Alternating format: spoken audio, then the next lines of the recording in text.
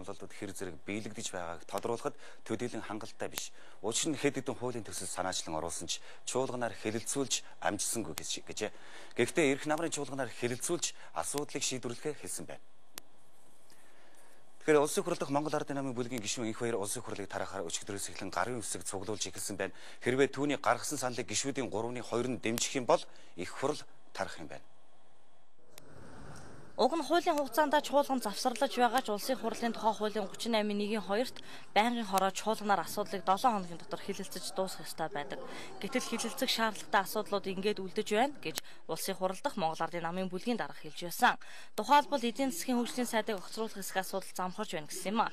Тэгвэл 2 жилийн өмнөх амлалт өнөөдрийн төр засгийн бодлого шийдвэр өөр байна. Мөрийн хөтөлбөртөө тусгагдсан бодлогынхоо эсрэг шийдвэр гаргаж байна гэж улсын хурлын гишүүн энх баяр үзэж байна. Засгийн газар нь их хурлынхаа дээр гараад суудсан.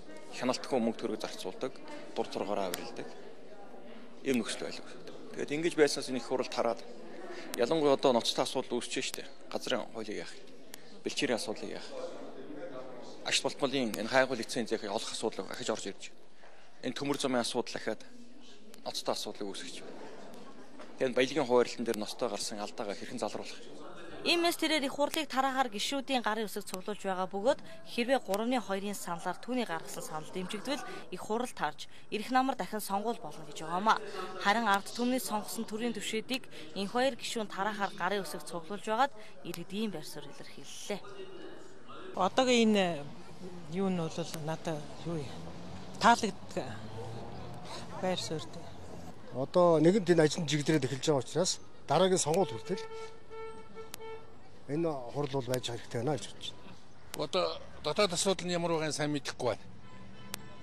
Тэгэхээр одоо тараахаар бол одоо тарайхан зүйтэй. Энэ 4 жилийн ч одоо 2 жил явчихлаа шүү дээ. Тэгсээр өтлөөдөө энэ хугацаанд 4 жил чинь дуусчих юм шиг баг. Хоорондоо одоо зөвлөлтөд явуулсараад. Тэгээ баяжхан зүг бас л гэж бодож.